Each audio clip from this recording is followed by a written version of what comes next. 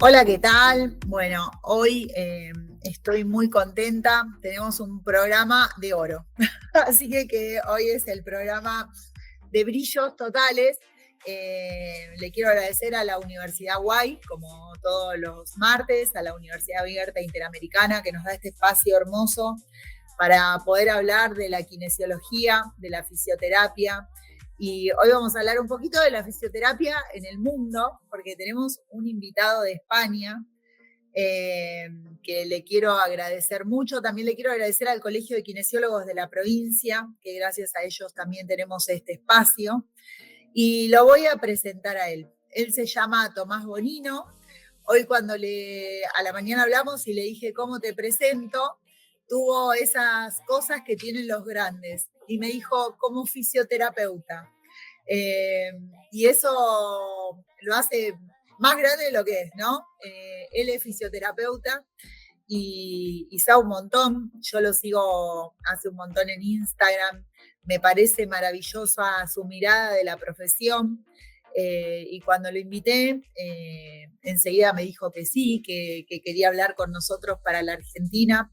Así que es un gran placer. Te quiero agradecer tu tiempo. Para nosotros es un honor. Porque hoy vamos a escuchar principalmente a una persona que habla de la profesión con pasión. Y eso es lo que transmite tu Instagram cuando lo leo. Es la pasión por la profesión, la pasión por hacer las cosas bien. Y bueno, saludanos y para empezar me gustaría preguntarte, ¿qué busca un paciente cuando va a un fisioterapeuta o a un kinesiólogo? Bueno, primero muchas gracias a Sandra, a ti por la invitación, al colegio por hacer parte de esto y a la UAI por permitirlo. Y bueno, gracias por la presentación, ¿no? ¿Qué busca un paciente cuando viene a vernos? Es una muy buena pregunta. Yo creo que lo que buscamos todos cuando somos pacientes. Digamos, para empezar, casi te diría primero ser entendidos, ¿sí? Que implica normalmente ser escuchados primero y después ser comprendidos. Y después, si nos guían bien en poder resolver nuestra cuestión o encaminarnos a resolver nuestra cuestión, mejor.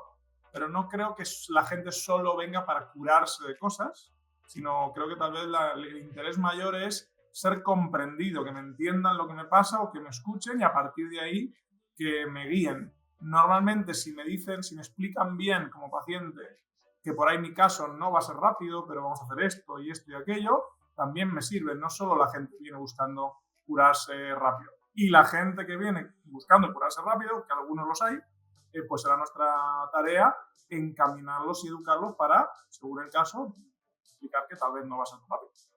¿Y qué es la parte más importante de la primera consulta? Bueno, sin duda la entrevista, la famosa entrevista, ¿no? El tiempo dedicado a escuchar a la persona, a entrevistar a la persona, a sacar información, pero a comunicarnos con la persona, algo que por ahí nos enseñaron poco en las carreras en general, desafortunadamente, nos enseñaron a sacar datos de la persona para establecer un diagnóstico y cosas así, ¿no? Eso lo llamamos la entrevista, pero en realidad creo que no es tanto eso, es charlar con una persona para ver qué piensa, qué le ocurre, con preguntas tan sencillas a veces como qué es lo que más te preocupa, en tu caso, que a veces hacemos esa pregunta y la gente nos responde con cosas que nos sorprenderían, que por ahí no es ni siquiera su dolor, es lo que su dolor o su problema le supone a la vida. Y yo creo que eso, intercambiar una relación humana. ¿Qué ocurre?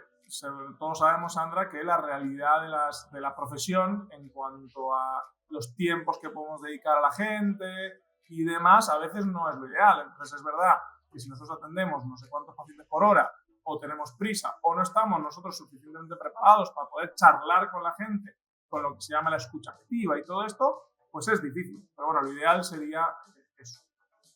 Y también, Tommy, ¿no? Es lo que trae la gente de tal vez lo que le dijo el médico. Porque a nosotros muchas veces nos llegan pacientes por derivación. Y hay pacientes que cuando los escuchás la primera vez, te da mucha pena de lo que entendió o de lo que creyó que le dijeron. Totalmente, eso lo llamamos el efecto nocebo. Hoy se sabe que son palabras o cosas que decimos los sanitarios en general, no solo los médicos, nosotros también, que hacen mal al paciente. Ya sea que se lo digamos directamente o que se lo dijo el médico directamente o que lo leyó en alguna página web, obviamente médica, donde básicamente por tener una uña morada parece que te vas a morir, ¿no? Entonces, es verdad que los nocebos son muy difíciles, porque hay una frase que me gusta mucho, que es: un nocebo es como la pasta de dientes. Una vez que salió del bote de pastillas, no hay manera de volver a meterlo. Es decir, una vez un médico o nosotros le decimos algo nocebo o que puede dar miedo, pues nunca más lo sacamos. Y hay una frase o una idea que es que el catastrofismo o el miedo que el paciente tiene a través de todos estos nocebos, en realidad los responsables somos nosotros, porque es de donde más recibe la gente, también de sus vecinos. ¿Pero por qué? Porque sus vecinos también fueron a un médico que también les metió nocebo, ¿no? Entonces, quizá la primera entrevista, sí, la verdad es que gran parte es esclarecer o aclarar todo eso que le han dicho, qué es, qué no es, etc. Pero de nuevo, requiere habilidades comunicativas, sinceramente, y requiere tiempo, que habrá que ver si el sistema nos permite o no tener el tiempo para esto. Claro, y también cuando te llega el paciente, ¿sí? También, como vos decís, Tommy, es las creencias que tiene el paciente por todos los lugares donde pasó, porque a veces te llegan pacientes que vienen dando vuelta de millones de lugares buscando eso, tal vez, ¿no? Buscando el tiempo o una respuesta. Sí, y a veces incluso nosotros como profesionales, a veces a ese paciente que pasó por 1000 personas y nunca encontró la solución, a veces incluso nosotros como profesionales hacemos como, este es el típico que no para, ¿no? Cuando en realidad, a ver, creo que Sandra, a ti y a mí nos pasaría, si estamos mal y no encontramos respuesta, seguiríamos buscando y buscando y buscando. Entonces quizá lo que ha encontrado no es lo que le ha satisfecho, o básicamente no es lo que había que hacerle. Entonces yo a veces hago unas preguntas cuando viene gente así que ha pasado por mucha gente, es, bueno, ¿qué te han hecho, no? ¿Para qué? Pues para no hacerle eso. Porque ya está claro que yo no voy a hacer una técnica mejor que mis compañeros. Será algo que lo que le han ofrecido no serviría, parece ser, en esa persona. Y luego, ojo, también hay que ver en qué fase del cambio está la persona. Creo que es algo que yo esto lo aprendí tarde, la verdad, pero me parece muy importante, que es saber la persona que nos viene a ver en qué fase del cambio está. Es decir, cualquier cambio tiene fases, ¿no? O sea, fase precontemplativa, es decir, ni se me ocurre que tengo nada que ver con mi problema, ni voy a poner nada de mi parte, porque no creo que tenga nada que ver con mi problema. Luego la fase contemplativa, que es, bueno, más tipo, bueno, puede ser que tal vez algo tenga que cambiar en mi vida, pero no sé ni qué, ¿sí? Luego la fase preparativa, pues bueno, pues ya sé que algo tengo que cambiar, sí, eso es, bueno, pero todavía no sé cómo. Sí, la fase de acción, que es, bueno, ya estoy cambiando, pero todavía no es suficientemente estable, y la fase ya de cambio, ¿no? Entonces también tenemos que ver, todos, en cualquier cambio de nuestra vida, estamos en alguna de esas fases. Entonces, cuando nos quejamos de que el paciente viene y, claro, es que no participa en su tratamiento y no sé qué, pues habrá que ver en qué fase está. Entonces, en cada fase, nuestra función es diferente. De hecho, en las únicas fases donde nuestras funciones es terapéutica, digamos, ¿no? Hacerle cosas, es en la fase de acción, donde ya la persona está preparada. Antes, la fase de precontemplación, contemplación y preparación es pura educación. Pues cualquier técnica que le hagamos no va a servir para mucho, porque la persona no está preparada para adoptar el cambio. Entonces, hay más fases en las cuales la educación y la charla y el entender el por qué y para qué es importante, más que en otras fases. Así que eso sería importante sumarlo. Es importante lo que decís. ¿Y vos por qué crees, Tomás, cuáles son las fallas más comunes que tenemos los kinesiólogos o los fisioterapeutas? ¿En qué fallamos? Bueno, yo creo que no podemos pensar en los kinesiólogos o fisioterapeutas como seres individuales. O sea, por ahí no podemos pensar en, claro, el problema del fisio, el problema del kine es tal o cual. Nosotros pertenecemos a un sistema de salud, ¿sí? En cada país. En Argentina tiene su manera de funcionar, en otros países diferentes, pero en Argentina en concreto el tema de las prepagas, las obras sociales es algo muy, muy fuerte. Mayoritariamente, Sandra, no sé si tienen por ahí el dato en Buenos Aires, en la provincia, pero ¿qué porcentaje de fisios o de kines, perdón, trabajan por algún tipo de seguro y cuáles trabajan por privado? Seguro que el dato está, pero es mayoritarísimo el que trabaja por seguros de algún tipo, ¿no? Bueno, eso tristemente, porque todos sabemos cómo se paga la cosa, pues no podemos dedicar todo el tiempo que nos gustaría y que necesitaría cada paciente por cuestiones económicas, organizativas y demás, ¿no? Entonces, yo creo que el problema, la pregunta quizá no sería en qué estamos fallando los fisios, sino en qué está fallando el sistema fisioterapéutico en el cual los fisios somos parte. Entonces, Ahí podemos hablar de falta de tiempo, ¿sí? No estamos dedicando el tiempo suficiente a la gente, que podemos poner el motivo de que, oye, nos pagan poco, bueno, puede ser un motivo, pero es el sistema el que nos impide que le dediquemos tiempo, y eso es el principal motivo. Y luego, del poco tiempo que tenemos, quizá utilizamos herramientas que no son las más eficientes. Es decir, las herramientas costo-beneficio, es decir, cosas que, aunque tenga poco tiempo, sí serían más razonables hacer, y hay veces que, aunque tenga poco tiempo, utilizar ciertas herramientas no tiene sentido. O sea que el sistema nos da poco tiempo y además el tiempo quizá lo usamos de manera poco eficiente. Creo que sería un poco el resumen de lo que nos estaría fallando. Me encanta esa idea, me encanta cómo la redondeaste. Y los kinesiólogos o los fisioterapeutas, ¿nos formamos, nos seguimos formando, leemos, nos ponemos al día con las cosas o es una profesión que como que no le dedicamos eso? ¿Tenemos esa cultura del último artículo, de esas cosas? Bueno, yo creo que esta pregunta depende a qué kinesiólogo se lo preguntes, te va a decir una cosa y otra. En el sentido de, si nosotros estamos rodeados de compañeros y compañeros que se actualizan, la respuesta sería, sí, la gente se actualiza un montón y la gente lee muchísimo.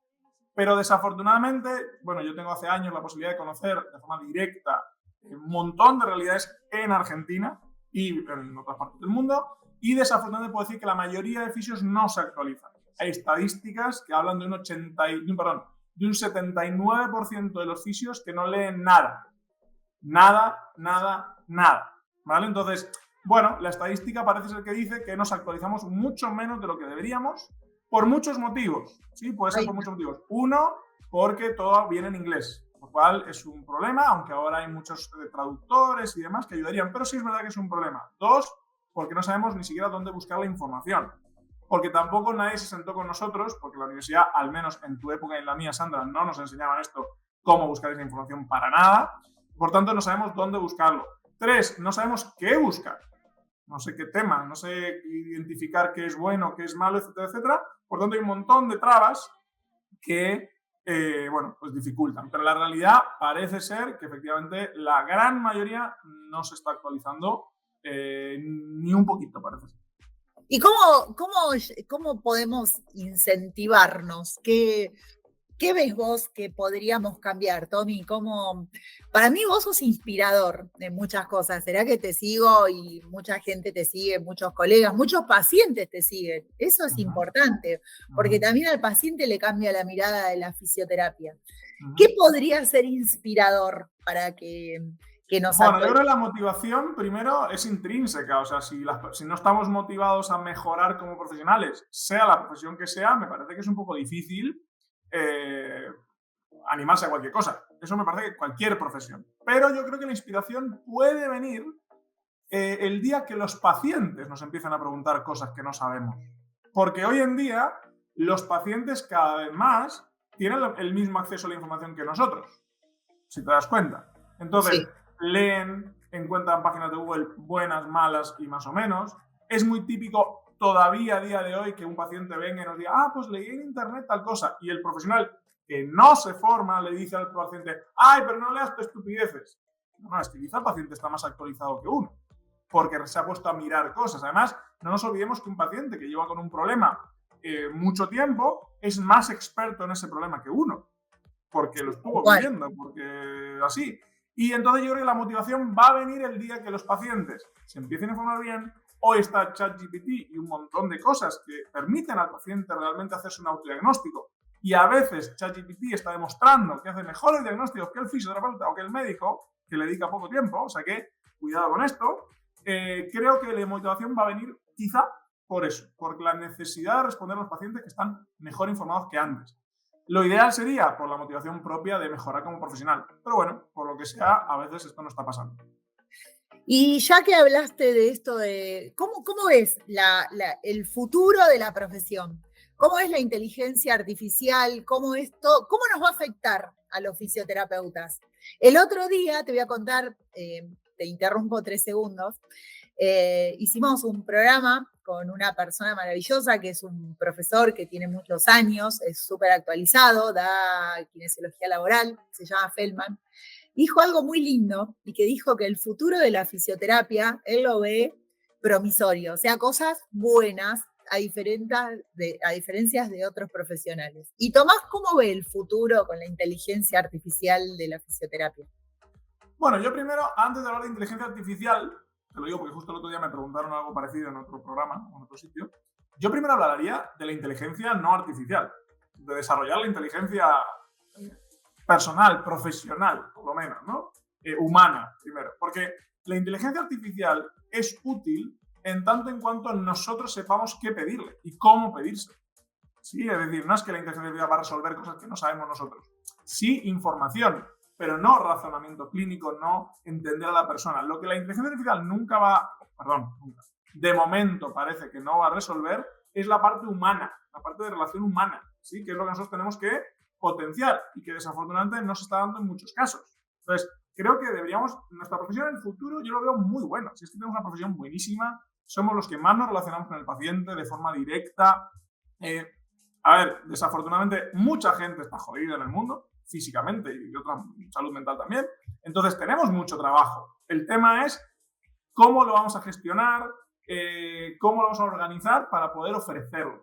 ¿La inteligencia artificial va a ayudar? Sí que la inteligencia artificial va a ayudar porque es una inteligencia extra, una inteligencia que piensa incluso de otra manera.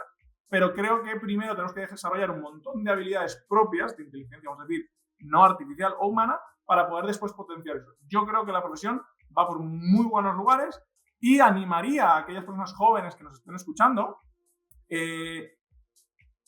que, digamos, yo a veces me frustro porque digo, no puede ser que la generación joven, que tiene 30 años menos que nosotros, o 25 años menos que nosotros, no se le ocurran más maneras de ayudar que a mí no se me ocurren, porque yo no nací con Internet, no nací con YouTube, no nací con estas herramientas, pero alguien que nació con esas herramientas seguro que tiene el cerebro de una manera que le va a ocurrir más maneras de ayudar a la gente que a mí no.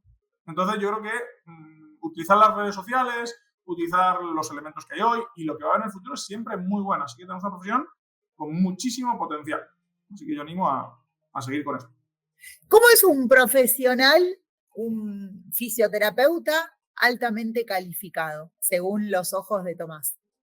Bueno, yo el otro día subí una especie de post sobre esta cuestión, sobre lo que dice un artículo, no lo que digo yo, sino lo que dice un artículo sobre esa cuestión, y alguna gente, no sé por qué, se ofendió, como si algunos aspectos a decir fueran incorrectos. A ver, un profesional altamente cualificado en cualquier área de la salud, primero, no fisioterapia, tiene que tener características de un buen humano, primero, porque somos primero humanos, o sea, lo de saber comunicarse, no saber comunicar, que comunicar es lo que yo te digo o le digo al paciente, no, comunicarnos con el paciente, ¿sí? Tener una cosa llamada raciocinio clínico, razonamiento clínico, que no le estamos dedicando tiempo. Los cursos que se arman de esas cosas no va nadie y se suspenden, porque parece que es un tema que el nombre ya aburre solo de pensarlo, ¿no? Razonamiento clínico, ¿qué es eso? Bueno, pues no es más que el razonamiento para saber qué y por qué tengo que hacer algo o no hacerlo. ¿Sí? Seguimos en esta cuestión de, por ejemplo, un profesional no altamente cualificado, quizá a veces es más fácil saber lo que no, lo que sí, es aquel que aplica técnicas por aplicar técnicas. Es decir, toda técnica, cualquier técnica sirve para algo seguramente, pero por supuesto no sirve para todo ni para todo el mundo. Entonces hay que saber, no sé, a través del razonamiento clínico, cuando no sabemos por qué y para qué hacer algo, pues luego, cómo lo consigas, da un poco igual. Es decir, el objetivo es, no sé, dar movilidad, por decirte algo. Bueno, primero lo importante es eso, llegar a esa conclusión. ¿Por qué el objetivo es dar movilidad? Luego, ¿cómo lo haga? ¿Con qué técnica exactamente? Pues primero, la que el profesional sepa, por supuesto, y controle bien, la que el paciente tenga preferencia, etcétera, etcétera. Pero nos seguimos centrando en las técnicas, cuando las técnicas no son más que una herramienta después del razonamiento clínico. Así que, por lo menos, habilidades comunicativas y razonamiento clínico. Y después lo que creo que se mal llama habilidades blandas. ¿Habilidades, Tommy, perdón? Blandas, que digo que creo que se llama mal, porque al decir blandas parece que son como menos importantes, que son las partes humanas de inteligencia emocional, de relacionarse con el otro, de interpretar lo que nos dice, etcétera, etcétera. Entonces, quizá lo que se está hablando de lo que hace a un buen profesional no es lo que nos están formando en muchos sitios, sino que va por otro lado y que ojalá las escuelas, las universidades vayan captando eso e implementándolo poco a poco. Porque el paciente cuando se sienta delante de nosotros, ¿no? y nos tiene confianza, ya hay una gran parte del tratamiento que ya está al menos sólido, ¿no? Totalmente. De hecho, digamos que eso de la confianza, que por supuesto es fundamental y tenemos mucho ganado, está dentro de lo que se llaman los factores contextuales. ¿Sí? Factores contextuales que animo a quien quiera leer, a un señor que se llama Rossettini, un italiano que estudia esa cuestión. Cuestión que los factores contextuales, que son un montón de cosas, muchísimas cosas, ¿no? Es decir, la confianza que nos tenga, la seguridad con la que lo tratemos, la vestimenta, el olor, la consulta como la tengamos, el tiempo que le dediquemos, la calidad de la camilla, son un montón de cosas, ¿sí? Sumado a la recuperación natural, pasa el tiempo normal, etcétera, etcétera, pues parece ser que es el mayor efecto de lo bien que le hacemos a los pacientes. Es decir, lo explico mejor. Un paciente sale bien, sale contento. De todo eso, parece ser que entre el 70 y 80% de lo que le ha hecho bien es los factores contextuales. Y el 20, 15, 25, según el estudio, por ciento, es la técnica que le hayamos hecho. La repito, 70, 75, 80% es un montón. Sí. Un montón. Y el 15, 20, 25% es la técnica. Por tanto, quizá nos deberíamos empezar a formar en cómo potenciar eso contextual y no tanto la técnica, porque parece ser que es lo que más mejora. Y desafortunadamente, se llama efecto placebo, pero desafortunadamente lo ninguneamos o creemos que es algo malo, cuando al revés, es algo que le viene muy bien al paciente y que va a reforzar su mejoría. Así que, pues, no solo la confianza, sino otro montón de cosas, hay que empezar a aprenderlas, potenciarlas y ayudar, que al fin y al cabo es lo que al paciente le viene bien. No, lo que dijiste, Tommy, es re importante, porque al fin y al cabo la medicina es un acto humano y es un acto de humanidad, ¿no? Y el que así no lo entienda, yo creo que no puede ser efector de salud en ningún área.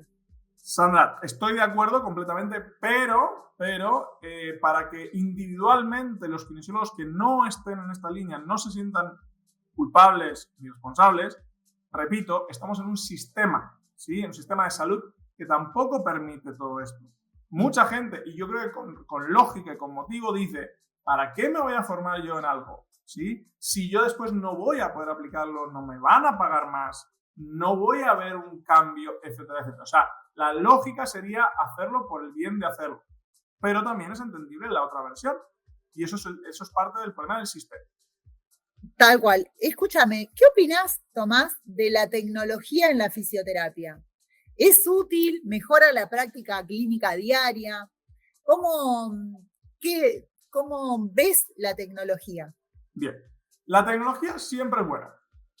Es decir, es una herramienta que sin duda puede ayudarnos muchísimo, puede incluso, obviamente, hacer cosas que nosotros no podemos hacer ni con las manos, ni con la mirada, ni con nada, ¿no? Puede hacer cosas como dentro del cuerpo, puede hacer muchas cosas buenísimas, o sea que la tecnología, súper bienvenida. Ahora bien, si la tecnología la usamos en vez de lo que nosotros tendríamos que hacer, la tecnología la usamos, como te decía antes, como una técnica sin tener ninguna idea de para qué ni por qué lo estamos aplicando. Si la tecnología la usamos como primera herramienta de trabajo, sin hacer una evaluación, sin hacer un tratamiento clínico, es igual de tonta que cualquier otra técnica, ojo, no estoy hablando de especial. Entonces, pues la tecnología, bien, pues como todo, bien aplicado. Problema que en nuestra profesión ya sabemos, que de nuevo, el sistema en el que vivimos, se sobreusa tecnología de forma absolutamente innecesaria. Tal cual. Quiero que me cuentes qué es un paciente crónico. ¿Qué es un paciente con un dolor crónico? Bueno, en esa pregunta van como 25. Acá podemos hablar un año. Empieza el capítulo 1.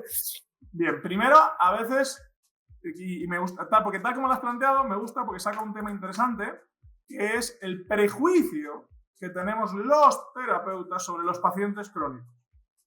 Tenemos un prejuicio, ¿sí? Y nosotros generamos un estigma en esos pacientes. Los tenemos estigmatizados, como, un paciente crónico lleva 20 años con el problema y pretende que yo le cure rápido, y el tío que se queja y va de lugar en lugar. Bueno, yo creo que el paciente crónico es un reto, por supuesto, es un reto primordial, pero primero hay que entender que lo crónico, que esto es un libro de un compañero que se llama Arturo Goicoechea, que sea crónico no significa que sea para siempre. Por suerte ya esto empieza poco a poco a calar en nuestra profesión. ¿Sí? Crónico no es más que una palabra que se puso hace muchos años para decir que un dolor tenga más de 3 meses, pero de 3 meses a no sé cuántos.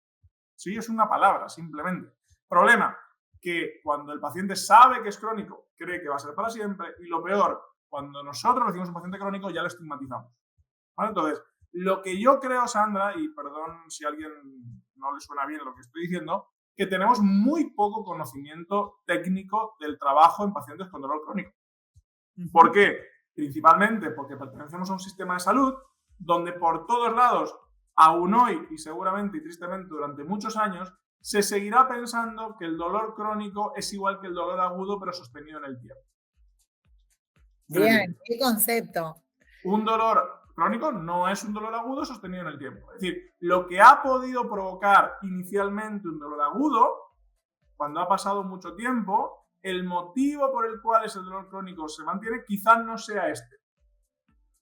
O sea, que la pregunta que solemos hacer muchos y muchas a un paciente que le duele hace, no sé, 5 o 10 años.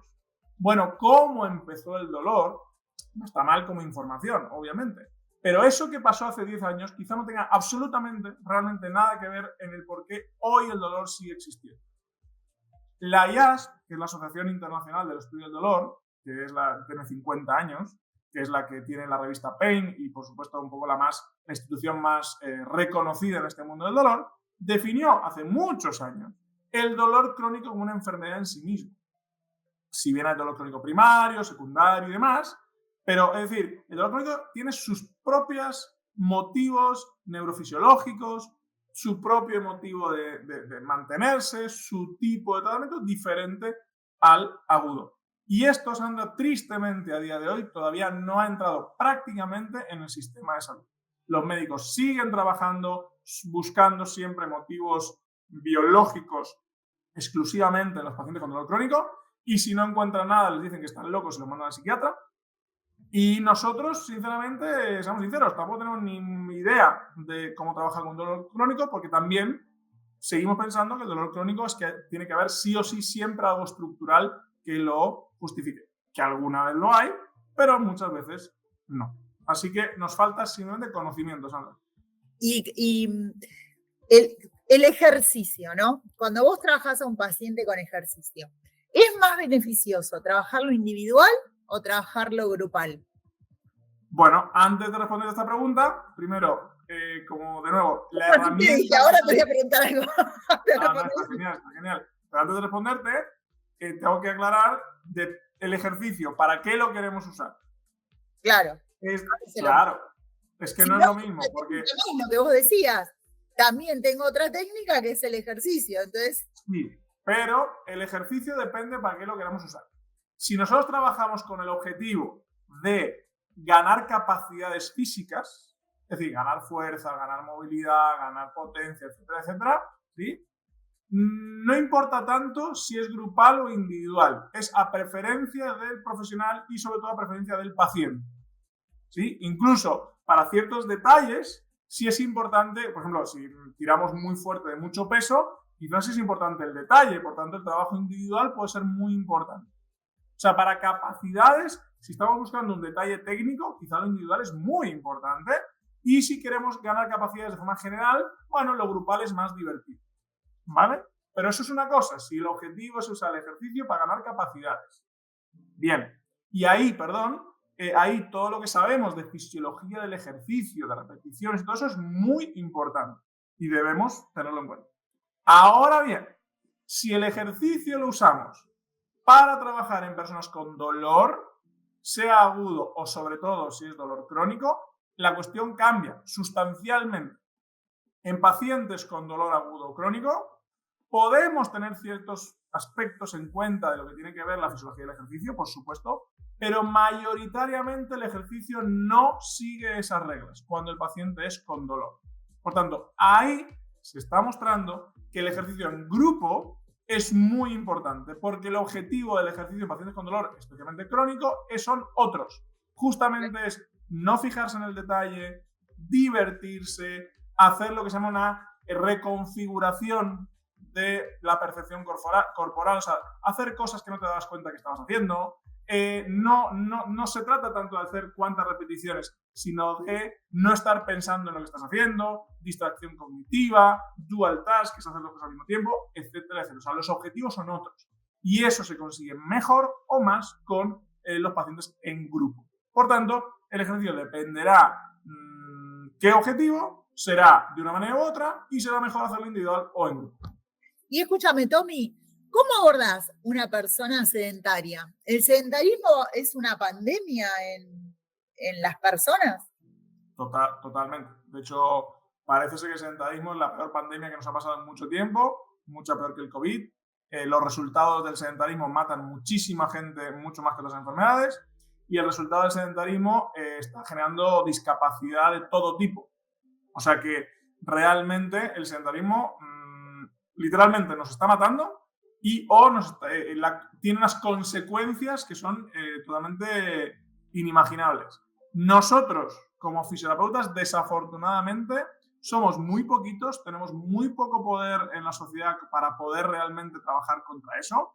De nuevo, no podemos pensar que los fisios somos unos seres individuales que podemos hacer mucho. Esto es una cuestión más social, política, cultural, del Ministerio de Sanidad, del Ministerio de Cultura, del Ministerio de Educación, que todos tendríamos que trabajar en conjunto para solucionar esta cuestión, porque nos estamos yendo a la mierda y está muy complicado el tema. Pero no somos nosotros los que nos tenemos que sentir responsables de eso y, por supuesto, cuando nos venga una persona sedentaria tendremos que educar en lo posible, pero sabiendo que no es porque yo le diga, señor, usted tiene que moverse, que el señor se va a mover. Hay que hacer otras muchas cosas del contexto de la persona y de la cultura de la persona. ¿Y qué estrategias considerás que son efectivas para eso, para llegar a la población? Vos tenés mucha llegada y eso es admirable. ¿Y cómo podemos llegar? Todos, ¿no?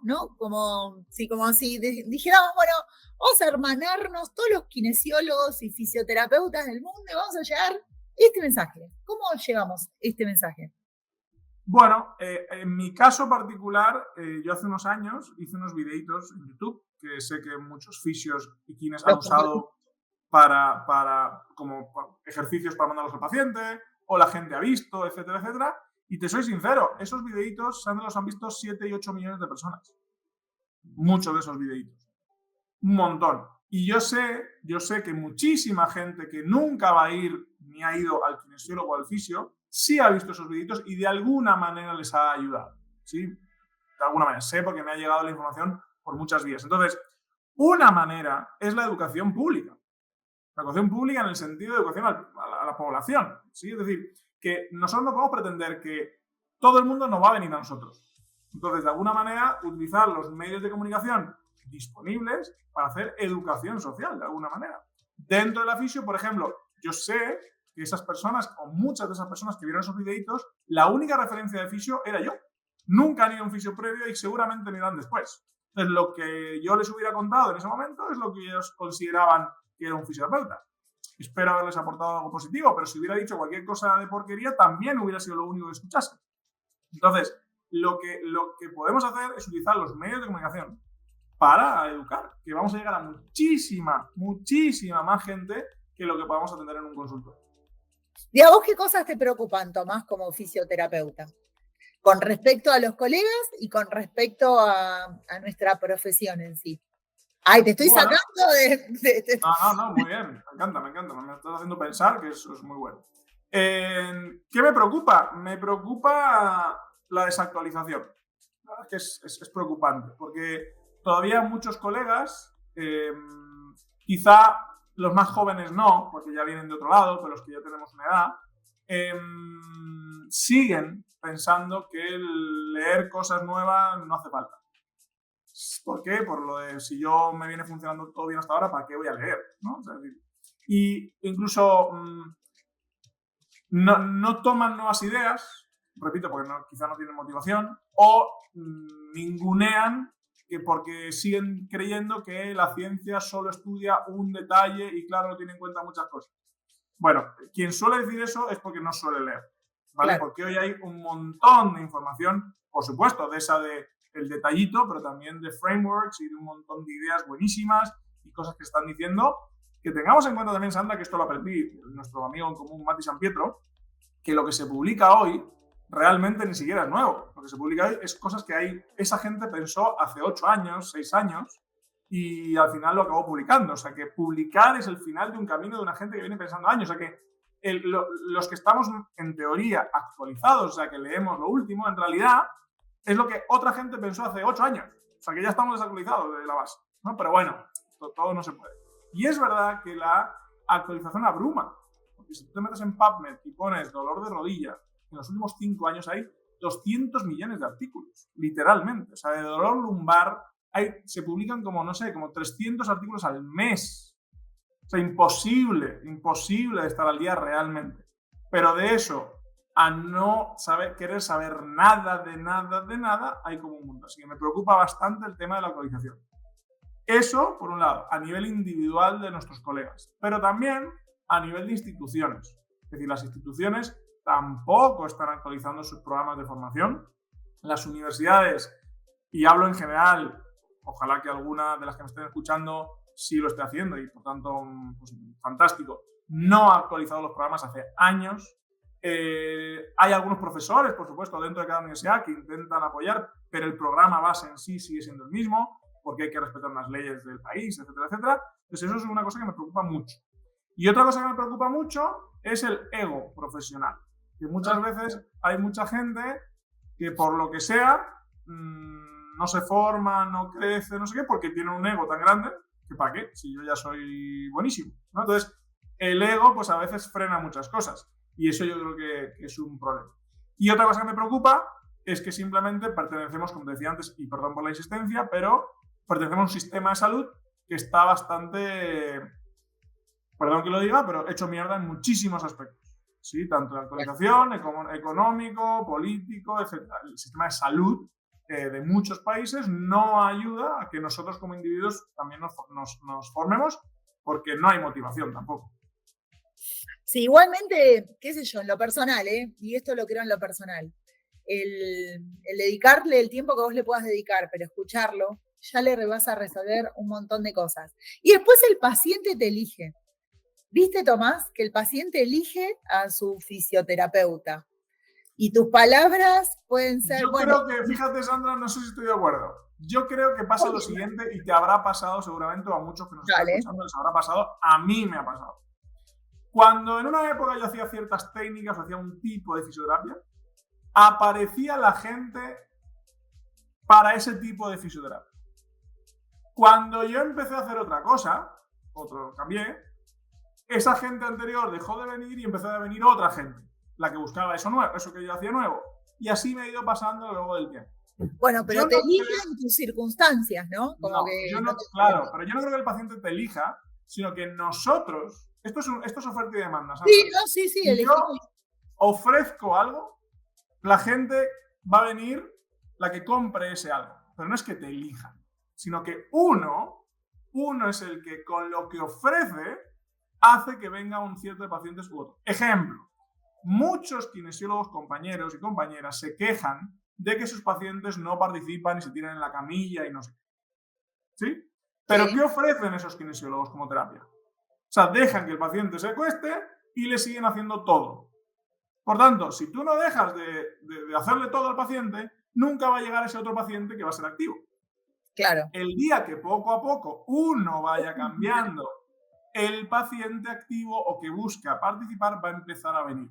Por tanto, no sé tanto si es que el paciente te elige o es que tú y yo, lo que ofrecemos es lo que va a acabar comprando la persona. Me encantó. Y escúchame una cosa, Tommy. Sí. Yo vi tuyo un libro que me encantó, que me gustaría que me hables 2 minutos de esto, que habla del dolor crónico. Del dolor, no crónico. Del dolor. Me quedé tilada con el dolor crónico. Y ese libro, que es tan lindo, que tiene muchas cosas del dolor, ¿qué nos puede aportar como fisioterapeutas? Bueno, es un libro que publiqué hace unos meses, gratuito, en PDF, que busca que todos los copiemos, que lo compartamos, que lo imprimamos, todo, para que el objetivo es ese, para que llegue a mucha gente. Pues a ver, primero, es un libro pensado para aquellos profesionales de salud, no solo fisios, y pacientes que quieran saber sobre dolor. Primero, ¿sí? Que mucha gente no sabe nada de dolor, por tanto, es un primer acercamiento muy bueno. Luego, está pensado por capitulitos cortos, digamos, para que uno no tenga que leer todo así de repente, porque si no es un mundo demasiado grande. Está hecho con un lenguaje cercano y más o menos amable, intentando explicar cosas complejas de una manera simple, para que tampoco se haga demasiado denso, ¿sí? Pero, por los prologuistas que tuve, que son un lujo de gente, y por gente que, bueno, ya lo he leído y me ha comentado, pues es muchísimo más profundo de lo que parece, porque tocamos un montón de temas, pero un montón de temas que tienen que ver con el dolor, ¿sí? Entonces, es un primer pantallazo, aunque también bastante profundo, de todo lo que tiene que ver con el dolor. Según me dijo unos compañeros, va a ser un libro que incluso dentro de 10 años todavía va a ser novedoso para mucha gente. Igual, ojo, hay un libro de referencia absoluto, que es el Explain Pain, Explicando el Dolor, que es del año 2000, que todavía hay gente que no ha leído 25 años después y que sigue siendo, desafortunadamente, y esto dicho por los propios autores, sigue siendo novedad, un libro de hace 25 años. Bueno, ojalá este libro mío, que aporta algunas cosas más, no sea, por favor, novedad dentro de 25 años, lo que significaría que mucha gente se ha ya un poco metido en este tema. Que, por cierto, para no quedarnos con el dolor crónico, Sandra, porque a veces hablamos de dolor y parece ser que todo es dolor crónico. No, dolor es dolor. ¿Qué porcentaje de pacientes en un consultorio de kinesiología normal atendemos bien, los pacientes vienen por dolor? Pues el 85%. Te iba a decir todo, 90%. Bueno, pues una frase que ojalá nos motive a leer este libro o cualquier otro. Los fisios atendemos principalmente personas con dolor y no sabemos nada de dolor. Es un montón, sí, es fuerte. O muy poco. O creemos que sabemos, pero en realidad no sabemos nada. Que sabemos y en realidad no sabemos nada. ¿Y el paciente, hay prevención dentro de la fisioterapia? ¿Hay kinefilaxia? ¿Hay cosas que podamos hacer, talleres o actividades que podamos hacer como prevención nosotros? Absolutamente. Ojalá hubiera más y ojalá hubiera más presupuesto para eso, ¿vale? A nivel sistémico es un problema, no hay presupuesto para prevención. Hay buena voluntad de algunos profesionales, pero no hay presupuesto, no está un presupuesto destinado a eso, por lo tanto estamos jodidos para eso. Pero por supuesto que sería ideal hacer prevención. Sí, prevenir es curar, ¿no? Se dice por ahí. ¿Y cómo un fisioterapeuta lo puede implementar en su consultorio? Por ejemplo, yo me voy a España y te digo, mira, Tomás, me voy a poner en tu consultorio a hacer talleres de prevención. ¿La gente se anotaría en eso? No, tristemente no, si lo vendes así. Si claro. Lo vendes así, no. Si lo pones taller de prevención, ¿qué significa eso? Ni idea.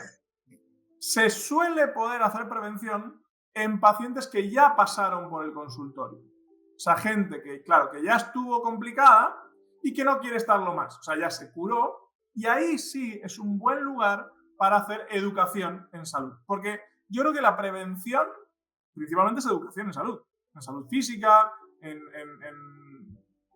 saber un poco de muchas cosas de salud, de lo corporal, de percepción corporal y un montón de cosas. Entonces, alguien que quizá ya pasó por el consultorio y mejoró, es un candidato maravilloso para hacer esos talleres que yo creo que no hay que ponerle la palabra prevención porque no vende, básicamente, sino que es educación en salud, actividad saludable, movimiento saludable, como quiera llamarlo. Pero a la gente de la calle, tristemente es difícil, pero repito, no porque individualmente no sepamos hacerlo, sino porque el sistema no dedica recursos a eso y por lo tanto la gente no sabe ni qué significa. Tal cual, Tommy. Y lo que habría que hacer, ¿no? Es un sueño así como a largo plazo, que como que en las escuelas, como que esta kinefilaxia que hacemos, la podamos poner sin la venta del taller de prevención, pero llevarla, ¿no? Como nuestro mensaje, como fisioterapeutas, como kinesiólogos. Yo digo una cosa que la digo siempre, que como yo veo a la gente, yo lo miro con ojos de rehabilitador o de fisioterapeuta. Y como yo miro a la gente, no la puede mirar nadie en el mundo, o como vos mirás a la gente. Yo cuando veo a un paciente en terapia intensiva en una cama, me lo imagino cuando vuelva a andar en bicicleta o si trabaja de enviar pedidos en una moto, me lo vuelvo a imaginar así. Y con esos ojos creo que no los puede ver ni el médico ni el enfermero, porque yo me lo imagino con lo que yo hago. Y... Cierto, yo animo a todo el mundo que nos escuche que lea. A ver, hay una institución que nos representa a todos a nivel mundial, que era lo que antes era la WSPT, que hoy se llama la World Therapy, simplemente, al que todos pertenecemos, si queremos, si quisiéramos. Y en el 2019, bueno, obviamente siempre tuvieron un decálogo, ¿no?, de que era la fisioterapia, no sé qué, y en 2019 sacaron la última versión y describen muy bien lo que es la fisioterapia, lo que debería ser la fisioterapia, y la definición que nos ponen, que es maravillosa, pues tristemente muchas veces el fisio medio está muy lejos de estar aplicando esa fisioterapia, que es la fisioterapia ideal, donde habla que podemos hacer no solo prevención, antes es la promoción de salud. Lo que se nos olvida es que somos agentes de salud, primero, luego prevención, luego quizás rehabilitación, luego y función. Nosotros nos dedicamos al movimiento y la función, y a veces nos está olvidando que nos dedicamos al movimiento y la función, pero que también existe la promoción de salud. Hay un montón de cosas que están por ahí, que se nos están olvidando, que son base de lo nuestro y que a veces volver a lo básico sería bueno rescatarlo. Así que animo el decálogo de la World Therapy, que está en castellano en internet, se lo descargan gratis, donde quizá es un soplo de aire fresco porque nos recuerda a qué nos dedicamos. Ay, qué gusto hablar con vos. Te agradezco tanto. Mirá, se nos fue una hora, no lo vas a poder creer, pero se nos fue una hora y esperemos que otra vez podamos hablar con vos. Yo primero te quiero agradecer por compartir tu experiencia. Eso es también muy humano para los colegas. Para mí sos inspirador en lo personal, creo que para muchos colegas, pero sos inspirador. Y tu predisposición y tu generosidad. Esto es un acto de generosidad también, de poner tu conocimiento y tu tiempo, el tiempo que es algo que es muy preciado, al servicio de los colegas y de las personas. Muchas personas también miran estos programas. Te doy el cierre. En lo personal fue un gusto y un lujo. Para mí, cuando te leía, dije, hoy voy a hablar con él. Y te doy el cierre de este programa para todos los kinesiólogos de la provincia y de Argentina. Nada, un saludo a todos, gracias por la invitación. Ojalá que en la provincia de Buenos Aires vayan las cosas estupendamente a nivel kinesiología, a nivel todo. Para personas que nos estén viendo en este YouTube, que no sean de la provincia de Buenos Aires, un saludo también. Y nada, un placer pertenecer a esta profesión, que tiene muchísimas cosas buenas. Somos buena gente en general, y eso es lo más importante. Y intentemos reforzar aquellas cosas que siempre nos van a hacer mejor. ¿Cuándo vas a estar en Argentina? Septiembre. Estoy por ahí por Buenos Aires y por Córdoba haciendo cositas por ahí. Bueno, después vamos. ¿Y qué vas a hacer en Argentina? Estamos con un curso que ya está lleno en Buenos Aires. Vamos a hacer una cosa de dolor, quien quiera venir, en Córdoba la segunda semana de septiembre. Y voy a unos cursitos que ya tenemos por ahí cerrados, así que sobre todo estamos disponibles. Luego lo pondremos en redes. Formación en dolor durante 5 días en Córdoba, segunda semana de septiembre. Ahí estaremos. Bueno, Tomás, te mando un beso enorme. Gracias de todo corazón. Gracias por este tiempo. Muchas gracias. Y nos vemos en el próximo Hiperkinética. A todos los kinesiólogos, fue un placer. Hoy un programa de lujo. Gracias Universidad Hawaii, gracias Colegio de Kinesiólogos y gracias a todos los colegas que nos escuchan. Un beso enorme.